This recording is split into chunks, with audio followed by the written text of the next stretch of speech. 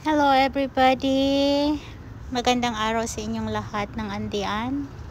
Ito ako sa may forest.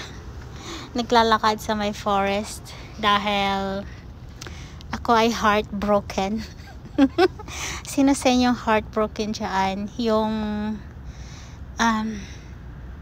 anong tawag dyan? Naapektuhan sa paghihiwalay ni Catherine at saka ni Danielle, o diba? Naapektuhan din ba kayo?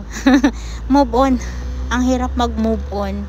It will take 10 years or more to recover the heartache, diba? I'm just saying, kasi lahat tayo ay nakarelate sa love story ng dalawang ito.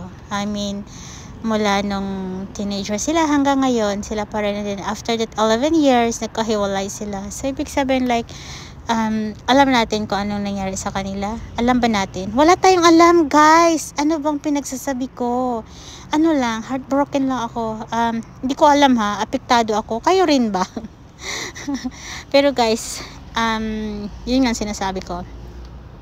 Maglalakad-lakad lang tayo dito. Habang naglalakad, nagmuni-muni.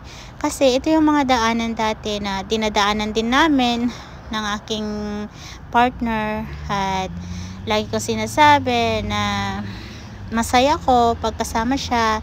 Ang hirap kasi wala na siya. Yun lang, parang nafe-feel ko yung emptiness pag naglalakad ako dito na walang kasama. Yan din siguro ang mararamdaman ni Catherine or ni Daniel na ngayon wala na sila, 'di ba?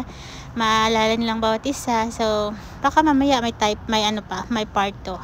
Abangan na lang natin, guys. Huwag tayong mag-focus sa third party kasi actually hindi naman ang third party ang talagang may problema eh. Yung mismong party. 'Di ba? Yung mismong party. Kasi nga, yun na nga, kung walang magpapaloko, walang matitihadyo, walang maghihiwalay. Joke lang. Guys, huwag niyo akong pansinin. Mamaya hanggang dito na lang muna, guys. Bye-bye! Bye! Bye! Bye!